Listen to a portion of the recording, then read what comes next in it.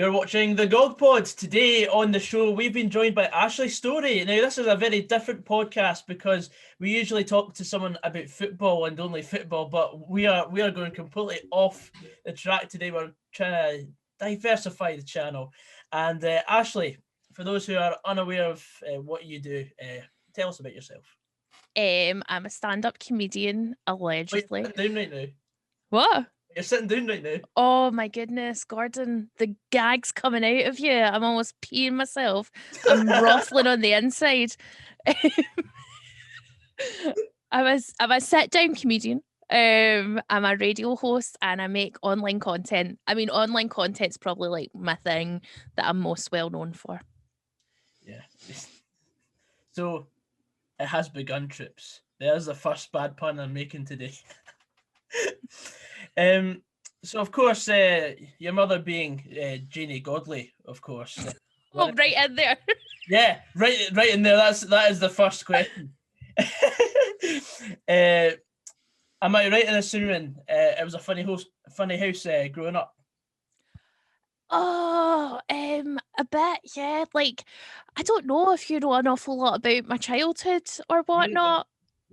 So my dad was part of a criminal family, and before my mum was a stand-up comedian, she was a barmaid. So I grew up in a pub in the East End of Glasgow with a lot of gangsters, and then we left, and she became a comedian. So funny and tragic mixed together. All right then. I don't know how to respond to that. All of this is available in my mother's autobiography, Handstands in the Dark, a harrowing tale, which you can buy on Amazon Kindle or from her store, judygodleystore.com. Thank you. Now, where did I put that plug? In the bath. Yeah. So, of course, you talked about online content. Tell us about what you do, like, because I've seen some of your stuff on Twitch. I've seen your YouTube channel. All the links are in the description below. So, what sort of stuff do you do? My first like big hit video was most of my big hits aren't on anything that any of my platforms. I sell them to other people because I like to make money. But my first ever video I sold was my first ever viral video, and that was to Lad Bible, and that was if Harry Potter was Scottish. It's full of swearing, but I think it's somewhere about 50 million views just now. I'm sick in my mouth. Yeah. And that's why I know before we started recording, I was talking about how I used to host Frozen. That's why I had to stop hosting Frozen, because parents would be like, "Oh, that's the girl who shouts the C word." And I was like, goodbye. Oh, that's brilliant. Aye, because I've got it here. I was going to ask you about it anyway. Aye, so how did it feel at the time? Because I mean, it was such a huge hit. Yeah. And I mean, I've had one bit of video before going, I would say viral to Scottish football, but that was it. But yours went absolutely everywhere. It was super weird. And do you know what the thing is? And this will be a lesson for everybody, is that was up on YouTube for about 2 years and nobody watched it. It had maybe 200 views. And then my mum put it on Facebook because she realised you could put videos on Facebook. She didn't know that before. So she uploaded it to Facebook, and it just caught people's imagination there. And then Lad Bible had just stopped stealing videos and started paying people for them like that week. Oh yeah. And they said, "Oh, can we buy this?" And I was like, "Yeah, sell it to them, whatever." I didn't know you could make money off videos. I didn't know that was a job you could do. But because I sold it to them and because it got so many views, it meant that I got like contracts with the BBC and Channel 4, and it meant that I could say, my stuff gets views, pay me and I'll make short form content. So it was a good sort of like CV. Yeah, it sure is like that. That's what I've used my YouTube channel as well, because I've been doing YouTube for 7 years, and I mean it's great to have a bank of all your work you've done, basically in an online CV. It's great to see. Right, But do you not go back, because you've done it for 7 years, so you're in a position like me where I've got like content I made 10 years ago that I look back on and I'm like, ugh, I can't believe I said that out loud in public, and I'm so cringy about it, and I don't want to delete it because I want to show that I've changed as a human being and I'm not a wee girl anymore. But how do you feel when you look back at your videos 7 years ago? You're absolutely right. I cringe every time someone says to me that my cinnamon challenge video was in the recommended. I was like, oh. I forgot about the cinnamon challenge. Yeah. It was so funny because like I was because of what when YouTube was becoming a thing. Obviously, people still were frowning upon others doing it because they didn't realize what can happen in the long term and how big YouTube's become now. So I was basically of my year, because you get the token kid that does YouTube nowadays at school. Oh, he's that YouTube guy. That was me in my year, and yeah, I was the meme of the school for 3 years until I left. Do you know what I like though is there's so many people now, like I've got so many friends who are YouTube people who work in YouTube. Like I've got friends who worked on Irish People Try, and I've got friends who worked on SourceFed, and I've got friends who worked all over, and they were always kind of frowned upon by people in comedy or by people in TV. And then we found ourselves in this pandemic where making your own content is so important, and it's the thing that's keeping a lot of comedians and creatives alive, is being able to make their own content. And so those people who were kind of frowned upon are now being turned to like, oh, how do you put something on the internet? And it's like, I'm glad that those people who I really respect are getting some respect from my peers, because it was always a bit, oh, he just makes internet stuff. And it's like, yeah, because he's got his own freedom. And do you know how great it is to make internet stuff? You're free. That's the thing. There's not really many fallbacks. There's no 9 p.m. watershed. You can just go ham with the swear words until you end up getting demonetized. But I'm But sure. not even swearing, like just like you could go to things like you could go to the BBC and say, "Oh, I've got this great idea for a thing," right? Yeah. Like the Terraces boys who are now on BBC Scotland, I'm right? actually speaking to one of them next week. And they started off doing a lot of stuff online, right? Yeah. And they probably could have went and said, "Oh, we've got an idea," and they would have been like, "Nah, nah, nah." But then they showed how well liked they were on their own platforms, and then it went, "Oh, that works. Oh, let's get in that." And that's like, it's a great place to kind of prove yourself without having to get somebody's permission to do so. Yeah, you're absolutely spot on there. So, how would you describe your humor? I think it's just I don't know. I was doing the Richard Herring podcast last night, and he said it's not even like comedy, it's just you, and that's funny. And that's kind of what I do, is I'm just myself, and you either like it or you don't, but I'm not really that bothered because I'm just going to keep being me. Queen. Thank you. I'll never say that again. Don't you worry. Please, somebody clip that and just send it to me so I can have it as my text tone, just Queen. So, of course, you've also done, when you're out of your chair, you've done some stand-up comedy. Yeah, a wee bit, aye. A wee bit. How did you get into that? Was that from an influence from your mother, or was it just, you know what, let's do this and carry on? So I started comedy when I was 11. I was like a novelty act. I was the youngest person to have my own show at the Edinburgh Fringe when I was like 13. I opened the Improv Club in London with Omid Jalili when I was like 12. And then I retired when I was 14 because I hit puberty and one of my boobs was bigger than the other, and I was really self-conscious about going on stage. Then they evened out in my 20s, and I thought, oh, I can be a comedian again.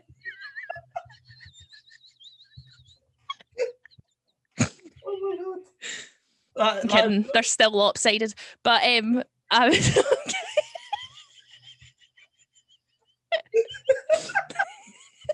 just just didn't have confidence, and then I got confidence, and I lost my confidence, and then I got it back, and I was like, okay, cool, comedy. Brilliant, absolutely brilliant.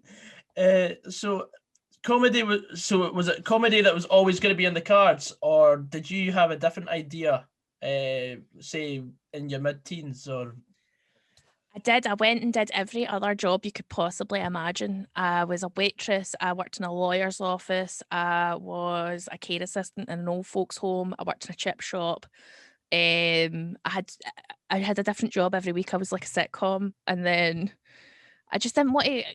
A wee bit of it's because like comedy is supposed to be a rebellion, right? You're not supposed to have your family be like, just do stand up, and then that's what my family were doing. They were like, Ashley, just do stand up. And I was like, I don't.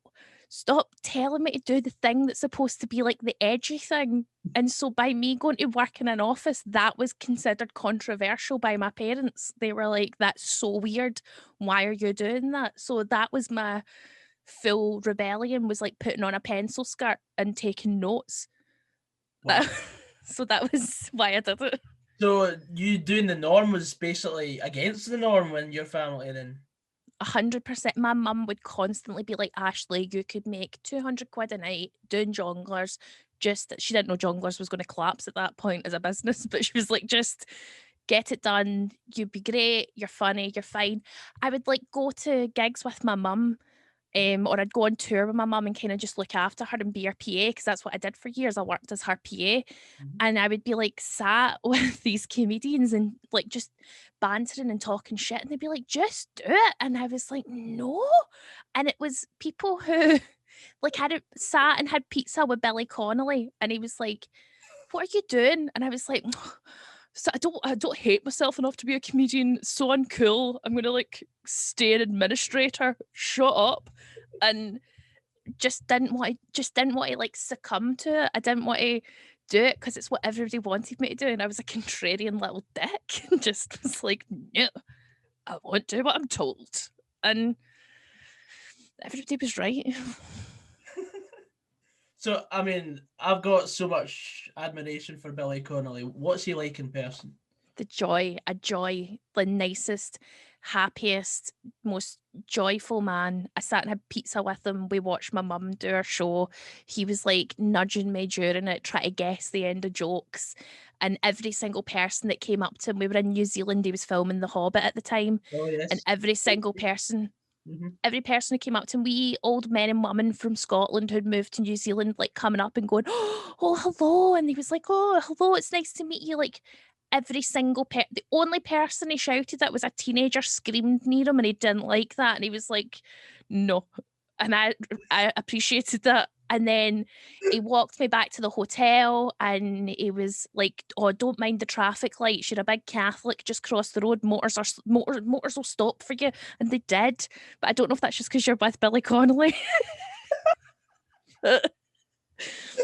He was a magic man. And then when I did my first paid stand-up gig, he wrote a wee letter to my mum congratulating her and saying, oh, tell the Wayne well done. And just the nicest man ever.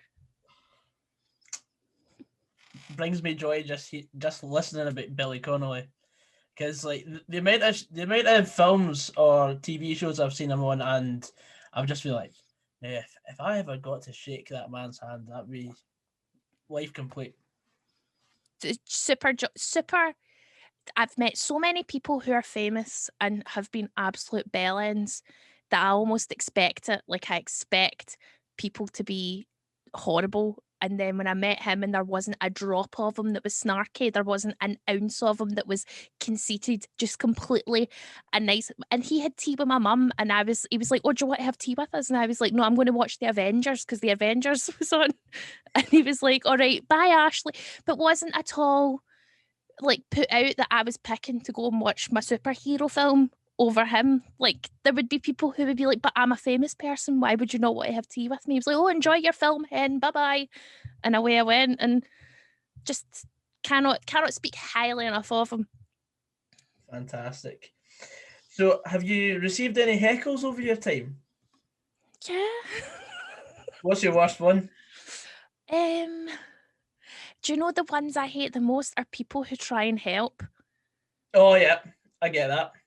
Like, you'll get to the end of a joke and someone will shout out what they think the punchline is, and it's either not funny or it's exactly what the punchline is and they've stole it off you, and you're like, screw you.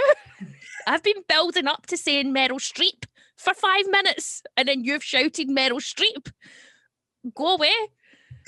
Oh no! Oh, there's nothing worse. I mean, it's like when you're watching Romeo and Juliet at the theatre and you're trying to shout the next line in the script and Exactly. fuck off. It's so bad. And I know people are just like into it, and I get that, but I'm like, shh. Also, people who have Jingle Jump. I have I'm on the autism spectrum and noises distract me. And during the Fringe, this lady had a purse, but they, like, old women put bells in their purses so that pickpockets can't steal them.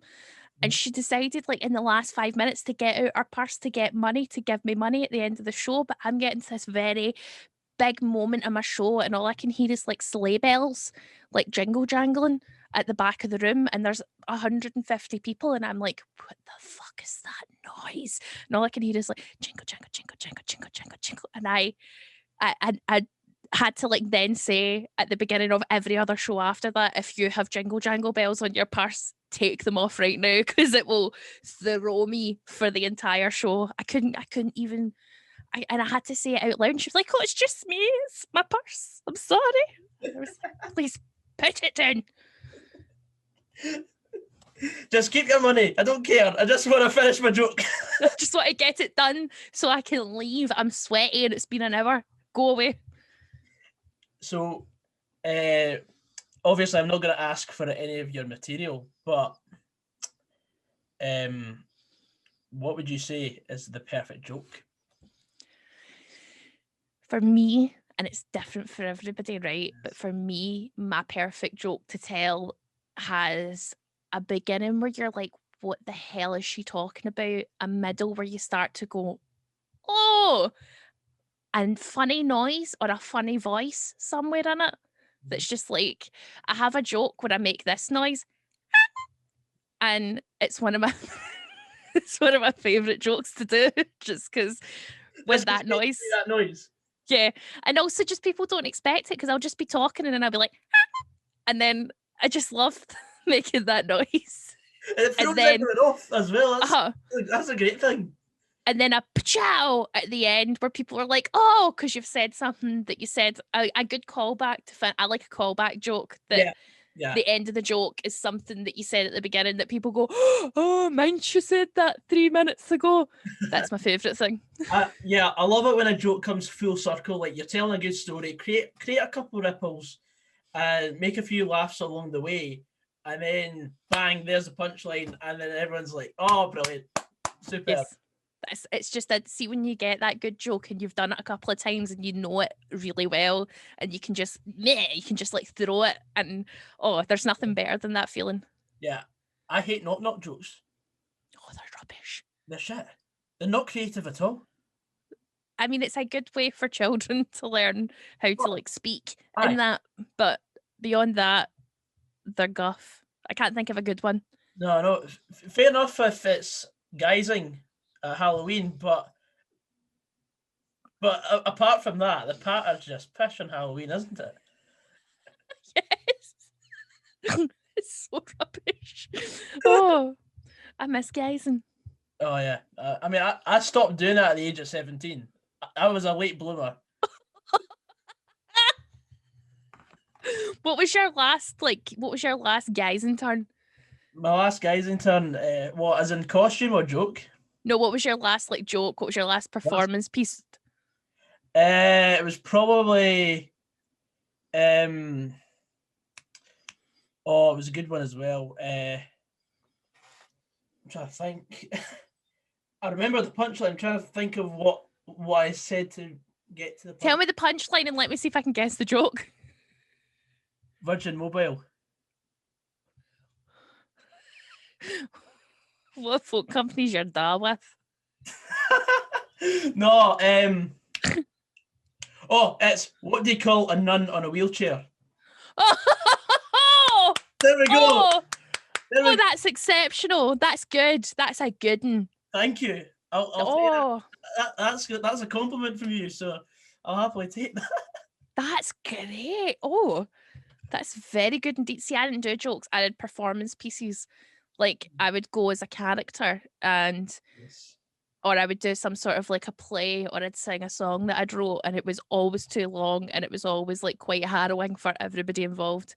So I'm glad I don't do guys anymore. Oh no! One time when I was like 2 years old, I think someone did a sword dance in my living room. That's intense. That was very intense, especially being a 2-year-old watching someone play with swords. You can do that in Glasgow. You can turn up to people's doors with blades, like trick or treat. Somebody would phone the police. I will. I've got it quite cushy out here in Fife, so. I mean, it's not as exciting as life in the big smoke, though. I feel like Fife is very much a joked about. That's a stand-ups go-to in Scotland of yous are like the hillbillies of Scottish comedy, which is not fair. But I know that whenever I've done a gig and somebody's been like, "Oh, where do you come?" "Oh, I come from Fife," and it's like, "Oh, is this your sister or your wife or both?" That's a favourite of the. Yeah, that to be the Highlands. They're just shagging sheep. It's a shame. So, of course, like every time we are having a podcast right now, we're always having to somehow mention COVID. So, before the initial lockdown, what was an average day of the life of Ashley Storrie? Do you know, it's not even an average day, it was an average week, as I would spend like 2 days in London and then I would be back at home and then I would be doing my radio show and then I would be like heading off somewhere else. We were going on tour. Like that's what we were planning on just before the first lockdown started.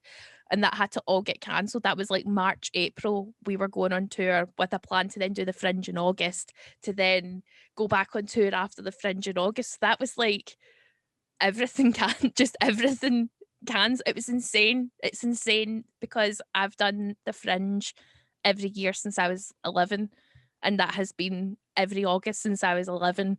So every January, March, that period since I was 11, I've planned for the Fringe and paid my brochure fee and got my show ready and hired my flat and got my venue ready. That's what I've done every year. So just the initial lockdown, I would have been doing paperwork, I would have been getting ready, and then just to have that all be like, okay. And then there was a period where everybody, see the initial lockdown, where everybody was like, right, okay, we'll be out of it by June. Aye, I was fine with that.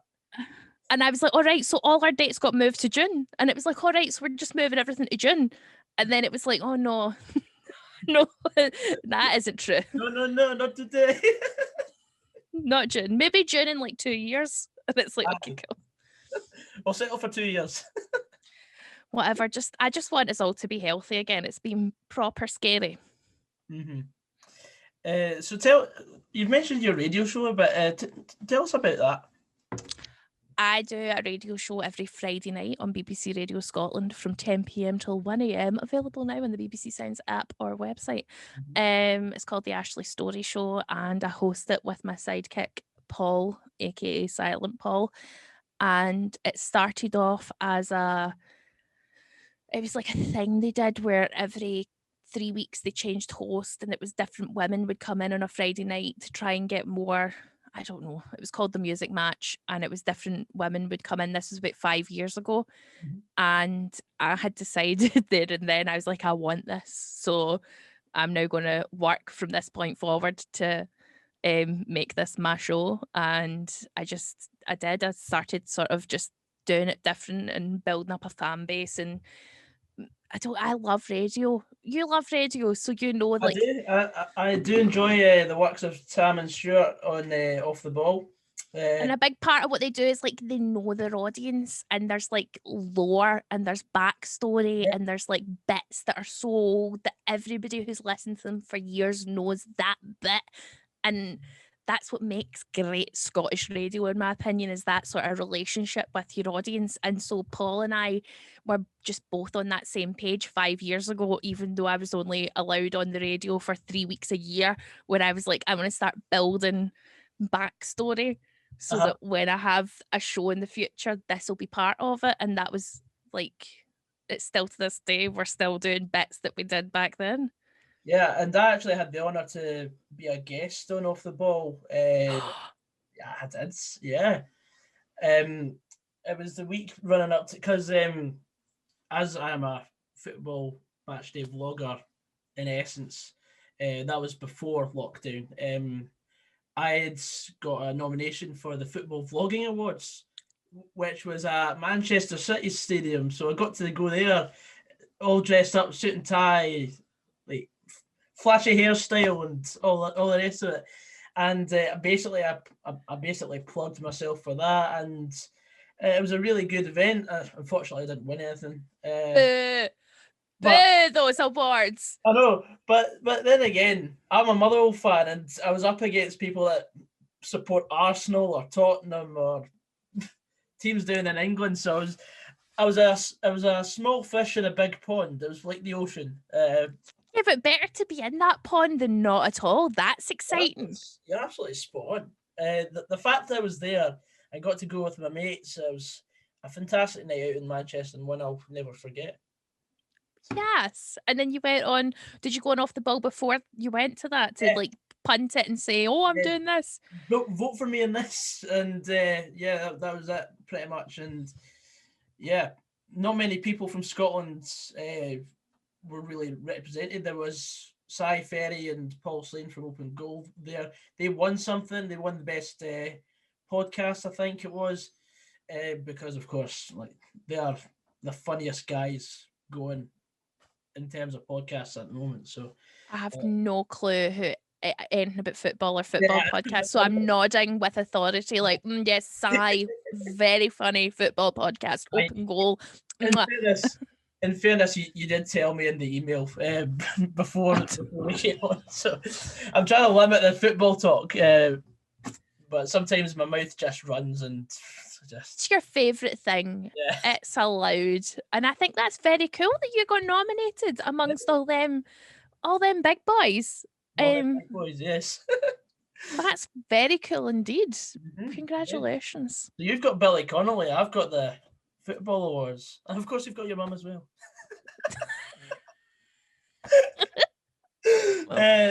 Anyway, what would you say is the biggest misconception about comedians? I think that people think comedians are funny all the time, and that's definitely not true, but I don't think that's a misconception. I think that we're all kind of aware of like the sad clown trope where everybody's just really unhappy and then does comedy. But I think that I host Red Raw a lot, which is like the stand in Glasgow and Edinburgh. They do Red Raw, which is like the beginners night where lots of people come and do their first ever stand-up gigs. So I like to host that. It's a fun thing I like to do. It's 10 acts, they all do 5 minutes, and I'm kind of like the mummy leading them all on stage and being like, go and do your thing. And I think there's people who turn up who just think it's about just being funny because your pals think you're funny, and it's not. It's just, you have to be able to connect with people, and sometimes it's less about you being funny and more about you being authentic. And the audience will appreciate somebody who comes out and is like, it might not be pretty and it might not be cool and it's not bants, but this is me and it's a bit weird and I'm not telling any lies about it. Here you go. What do you think of that? And the audience will more often than not pick that over, oh, me and my pals went drinking and oh, we saw a tit. Like, yeah, do you know what I mean? They'll be more inclined to the less friendly, funny person who's being themselves than the guy who's being cool. And that's something, or the girl that's being cool, that's something that's quite interesting that I don't think people realise before they do comedy.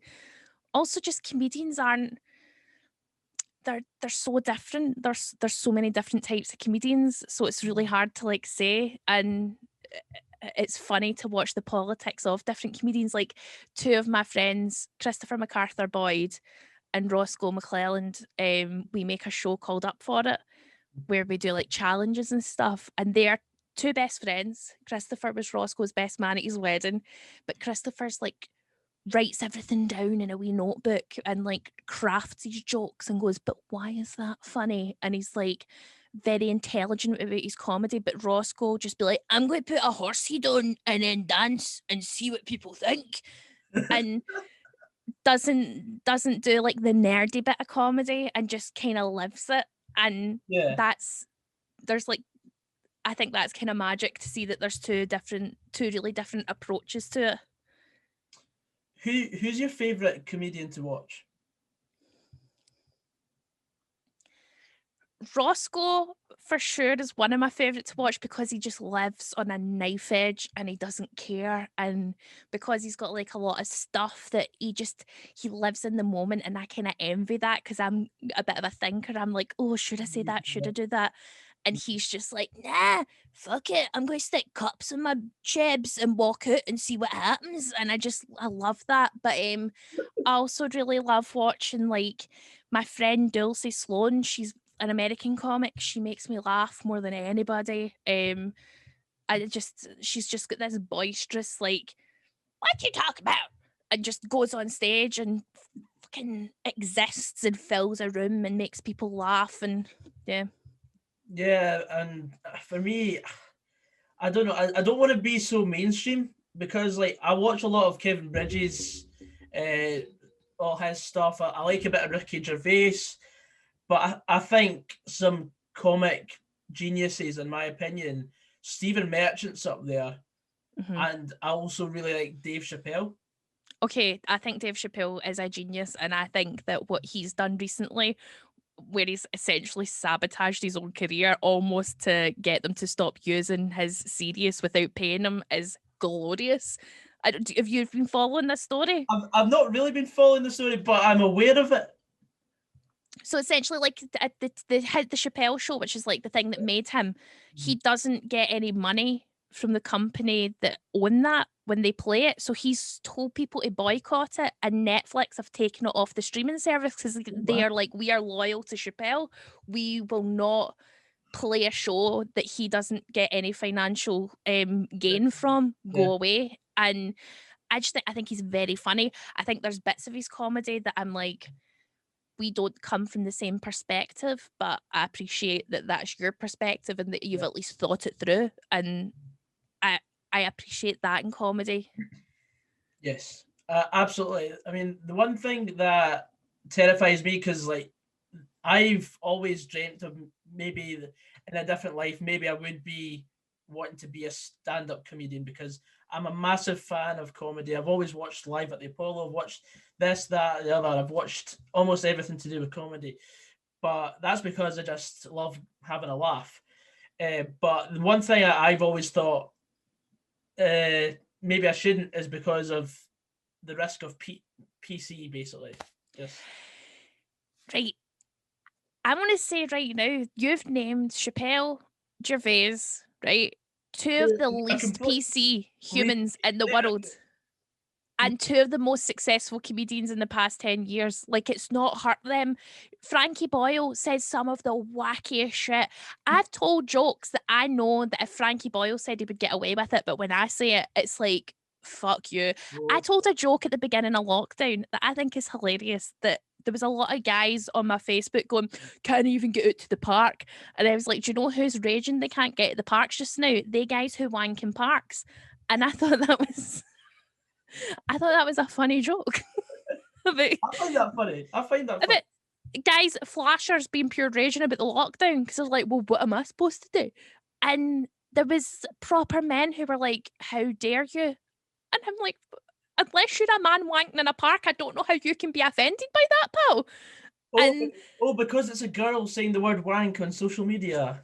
Oh, I don't even know. I think they thought I was having a go at men, and I was like, it's not. It's about men who wank in parks. If it was a woman who wanked in a park, I would be bashing her as well. But there's like Frankie Boyle, Ricky Gervais, Chappelle, fucking George Carlin back in the day was saying wild stuff. People, it's not really PC that you have to worry about. It's just being a dick. And if you're a dick, you don't get away with it. And if you're not a dick, you get away with it. Even people really hate some of the things Gervais says. It's done no harm to his career. Aye, you're right. Mm-hmm. So I'll have to rethink that, definitely. I think there's a belief, and there's people who want to say, I've got an uncle who's racist, right? And he wants to be able to say the P word whenever he wants. And seeing a bid to be able to say the P word whenever he wants, he goes, it's PC culture gone mad. And I'm like, no, my dearest uncle, it's just that you're not allowed to say that one word that you like saying that's incredibly racist. That's not PC culture gone mad. That's just not being a dick. That's fair enough. We're now going on to the make or break round of the podcast. This is off-topic stuff. I'm ready. Yeah. I feel like we've already been so far off topic that this is going to be quite tame, but let's go. Yeah. So you have to make a playlist, but can only include 3 artists. Who's in it? Oh, Fleetwood Mac. Ooh. This is going to be such a random. Raleigh Ritchie. Okay, I've heard. Do you know who that is? I've heard of Raleigh Ritchie, but I've probably never listened to the music. Did you watch Game of Thrones? No, I did not. He was in Game of Thrones. He played Grey Worm for anybody who has watched it. Amazing music. Please do check it out. Okay. And Post Malone. Oh, I like that. Cannot live without my Post Malone. I love him. Variation there. I know, it's weird. I was torn between Lewis Capaldi there. I was like, but should I put, because every time I wash my hair, I listen to Lewis Capaldi. I don't know why. Fair enough. My mate actually got to interview Lewis Capaldi before he got big. Very cool. I think that everybody got to meet Lewis Capaldi before he got big, apart from me, and I'm very jealous. I didn't. There we go. Me and you, the only 2 people who've never met Lewis Capaldi. Absolutely. Next question is, you're standing in the pick and mix aisle of a sweet shop. Mm-hmm. You can only pick 3 sweets to put in your bag. What do you choose and why? Easy. Coca-Cola bottles, but the fizzy ones with the sugar on them. Fried eggs. Yes. And what's my third one? I think I'm going to go for something a wee bit different. No, strawberry laces. Strawberry laces. King. Brilliant. Love that. If you could be in a WhatsApp group chat with 3 comedians of your choice, who'd be in it and why?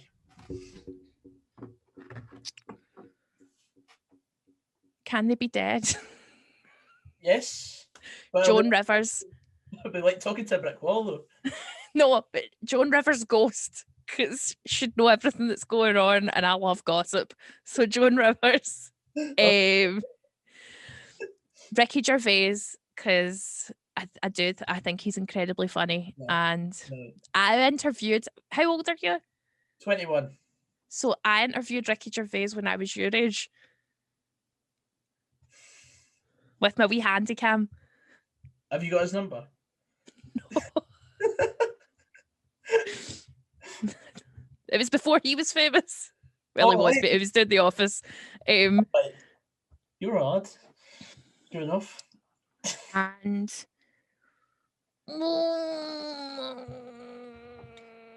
I want to think of like a really good one, but then I'm like, But then you're missing someone out.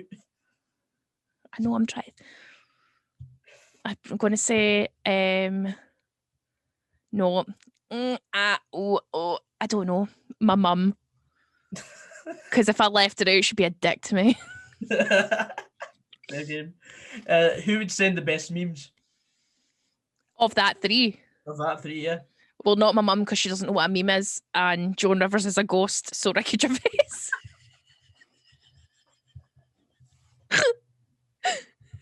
Brilliant. So I've asked you some questions. Now it's your turn to ask me something. Okay. Would you rather have fingers for toes or toes for fingers?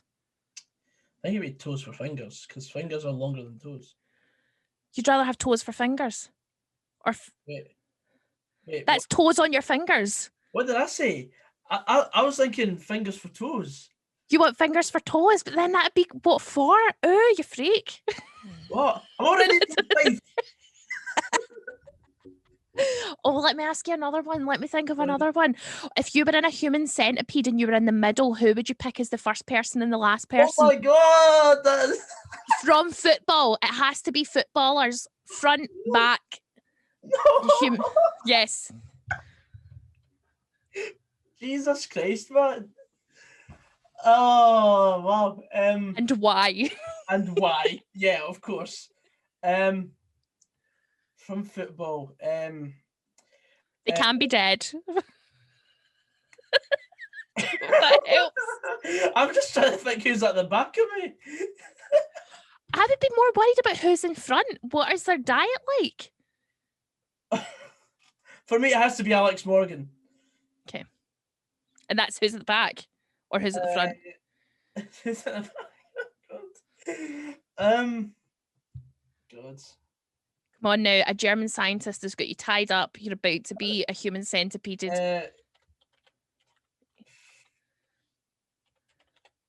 I'm looking up Alex Morgan. She's a lady. Exactly. That's a good shout. Okay, so you've got Alex Morgan. Carly Lloyd as well. Okay. We'll go with the US women's national team. You've made lemonade out of lemons there, pal. Yeah. You well done, you. It could have been so much worse for me. Could have been so much. Like, I was thinking I might put Alan McCoist in front because he's got good stories. Is that so? Because at least while I'm like stuck in a 3-piece human centipede, I'd be able to hear some like funny tales about Gaza back in the day. Oh. Brilliant. Absolutely brilliant. And of course, one last thing. I've got to ask every Scottish person I have on here. Where were you the night Scotland beat Serbia to qualify for the Euros? Was that the one that just happened? Yeah, the one that Scotland just won and everyone was having like a sheet party and that. And there was the goalie man did the thing. Yeah, did the thing. Right, I was in my toilet and my dad was in his toilet because we can't cope with the stress of penalties. And my mum was shouting through what was happening, but she doesn't really understand. And she was like, "That man's done a thing." And we were like, what does that mean? What does that mean? And we were I didn't watch most of the match because I think that I'm cursed. And whenever I watch Scotland, they lose. So I think it's my fault. Because I'm that self-centered and big-headed that I'm like, the world revolves around me, and if I watch them, they lose. But I hid in the toilet for most of it, and that's where I was. And then my mum ran through and she was like, "I think we won, but I don't know." The man was wearing pink, so I don't know if that was Scotland. That's what she was like, the pink man's done a thing. And he doesn't know it. That was what I remember, is because he like looked like I don't know what's happening. I think it was because goalkeepers aren't allowed to be off their line when they're saving a penalty. Right. So I think he thought that he'd gone off the line before he made the save. So, so he looked at the assistant referee, but then he realised that we'd won, and I think that was it. Well, there we go. I was in the toilet, my dad was in the toilet, and my mum was in the living room. And then we went, yay! Will we win the Euros? Did you just say, well, we won? Did we? Will we win? Oh, no. I thought you were telling me we did, and I would have went, oh, did we? Oh, that's nice. Well done, us. It happens in the summer, but aye. Do you know what? You never know. This is the past 2 years. How mad has the world been? Do you know what I mean? Everything's gone hoo-ah. Aliens are going to be disclosed quite soon. Don't know if you know about that, but we're going to find out about aliens from the Americans quite soon. So if that can happen, why not? It'll be Donald Trump making a revolution. I don't. It's not. It's like, I swear to God, Marco Rubio has hidden a thing. And you know how when they put like the things through Congress, disclosures coming, look it up, guys. Aliens, we're getting told about them. Bluetooth. Bluetooth. That's how we got it. Aliens told us. Fair enough. You're going to get, I keep saying this on different podcasts just because I know it'll really fuck up the algorithm, and there'll be like conspiracy theorists turning up like, no, they did. Eisenhower made a deal with the tall greys, and that's how Bluetooth got. Is that how you've got a blue microphone then? No, this is my work microphone. I'm not supposed to use this on podcasts. That's fine. Oh well. But anyway, that's everything I've got to ask you. Thank you very much for coming on. Thank you for having me, Gordon. I hope that I was all right on your football podcast. Yeah, you were great. Woo! And good luck to Scotland in the Euros. Yes, absolutely. Anyway, guys, thank you very much for coming on and having a wee watch of our thing. And brilliant, Ashley. Thank you very much. And you can find Ashley on the internet and everything in the links in the description. And without further ado, I'm goggsysaan. I bet wish you were. I'll see you later, guys. Take care. Make sure you like and subscribe to Goggsy and hit that bell for notifications. Yeah, that one. That's the one. But yeah, thank you very much, guys. Take care.